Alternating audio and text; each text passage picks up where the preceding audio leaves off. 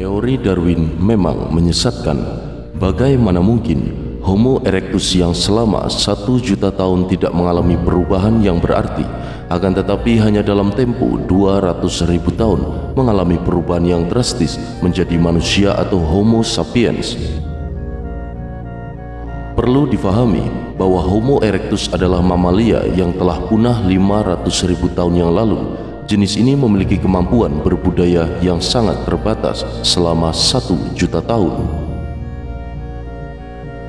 Adam dan Hawa yang diyakini sebagai leluhur umat manusia, kemunculannya pada sekitar tahun 300.000 sebelum Masehi, adalah komunitas manusia pertama. Teori Out of Africa menyatakan bahwa Homo sapiens berasal dan berevolusi di Afrika. Teori ini didukung oleh penemuan Homo sapiens tertua yang berusia 195.000 tahun di dekat Sungai Omo, Ethiopia, bagian Afrika Timur. Teori Out of Africa tidak sepenuhnya benar karena manusia-manusia di Afrika sesungguhnya berasal dari Bakah atau Mekah yang lokasinya tidak seberapa jauh dari Ethiopia. Adanya pendapat yang menyatakan kemunculan Nabi Adam pada sekitar tahun 4004 sebelum Masehi. Pendapat ini dikemukakan oleh uskup Irlandia James Ussher yang didasarkan kepada keterangan dari Bible, dan 5411 sebelum Masehi yang dikemukakan oleh seorang ahli sejarah Yahudi Josephus jelas sangat bertentangan dengan fakta-fakta ilmiah. Berdasarkan fakta sejarah, di India pada 6000 sebelum Masehi sudah ada peradaban lembah Sungai Indus. Di Iran pada 7000 sebelum Masehi manusia telah mengenal aluminium.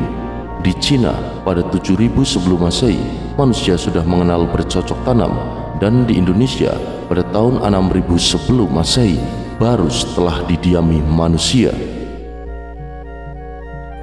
Nabi Adam adalah manusia super jenius karena beliau berhasil mempresentasikan keadaan alam semesta di hadapan Allah. Kecerdasannya telah membuat para malaikat terkagum-kagum dan sujud memuji kebesarannya. Nabi Adam adalah manusia yang berbudaya.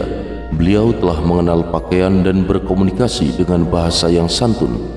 Hal ini sangat jauh dari gambaran bahwa Nabi Adam adalah manusia primitif yang berpakaian sekedarnya dan hanya mengenal kapak batu sebagai alat bantu. Namun, sudahkah Anda tahu bahwa Nabi Adam, kakek dari semua manusia itu, berasal dari Nusantara, Indonesia?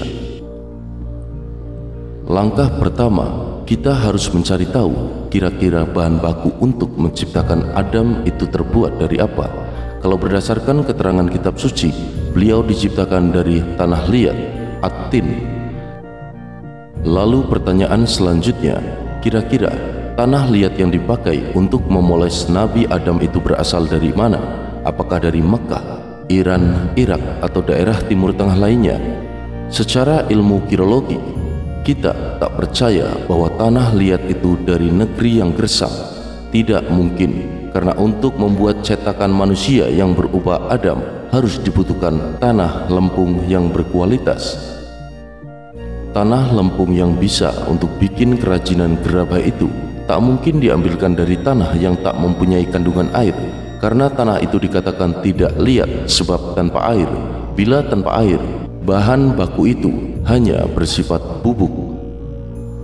Dikatakan at-tin atau tanah liat karena 70% kandungan tanah itu berupa air.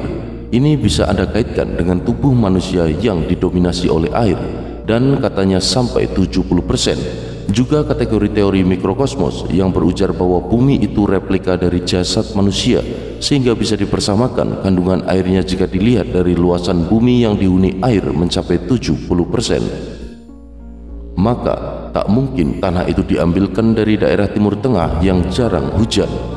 Yang kami tahu, tanah liat itu dipungut di dataran paling subur di dunia, yakni di Jawa Dwipa.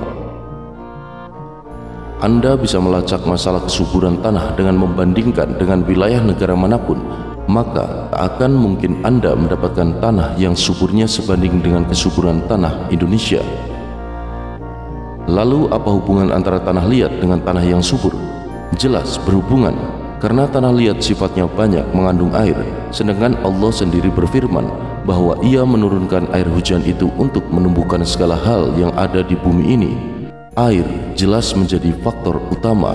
Kalau ia sudah meresap dalam tanah, bisa diserap akar-akar dan disimpannya menjadi penyangga hidup tumbuhan untuk bahan proses fotosintesis. Air menyelusup ke dalam tanah, menjadi pelicin bagi mikroorganisme yang bersemangat untuk menyuburkan tanah. Air juga mengendap di dasar tanah dan digali oleh manusia untuk diambil karena kebutuhan manusia untuk kesuburannya, lingkungan, dan anak cucunya. Maka sebenarnya teori penciptaan dari tanah liat itu dalam arti lain bahwa manusia itu diciptakan dari dominasi air dan sedikit tanah. Maka Allah Subhanahu wa Ta'ala berfirman selepas penciptaan manusia versi tanah liat, Ia menegaskan bahwa manusia itu diciptakan dari air yang memancar dan beberapa istilah air yang lain yang digunakan dalam Al-Quran. Di timur tengah tanah gersang, banyak di sana padang pasir. Dalam ilmu tanah dikatakan bahwa kesuburan tanah itu karena tingginya keasaman tanah dan banyak mengandung air. Tanah yang tanpa air tak bisa diurai oleh cacing yang anatomi tubuhnya juga mengandung banyak air. Air yang selamat dari jamahan cacing, maka celaka, kering, kerontang tak akan pernah menemukan anugerah kesuburan. Secara teori pun dalam sejarah pernah disebutkan bahwa negeri yang paling subur di kawasan Buana ini adalah negeri yang banyak terdapat jajaran gunung berapi.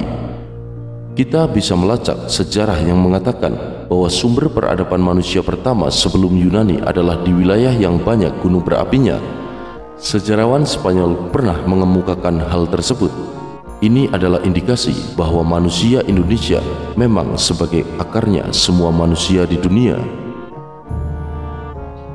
Anda bisa mengelilingi mencari tahu melalui Google Earth atau melacak sejarah pegunungan, maka hanya didapati daerah yang kaya gunung berapinya adalah di kawasan Nusantara ini. Kita juga bisa menggunakan fasilitas Google Earth untuk keliling sekedar melihat warna tanah di beberapa negara.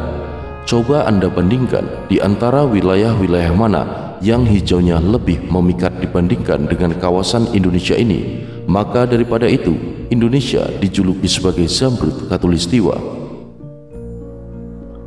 Adam dijadikan oleh Allah sebagai Khalifatullah fil ard yang akan menghilafai bumi, menyuburkan bumi, mengelola bumi, mengembangbiakan peradaban bumi. Maka pada dirinya lah letak kesuburannya. Dengan berupa tanah liat, maka bisa dikatakan bahwa tanah liat itu bermakna tanah yang subur. Maka diulang-ulang kembali bahwa hanya di Indonesia lah tanah yang paling subur. Maka sudah sepantasnya Adam berbahan baku dari tanah liat yang berasal dari Nusantara Indonesia, khususnya Jawa Dwipa.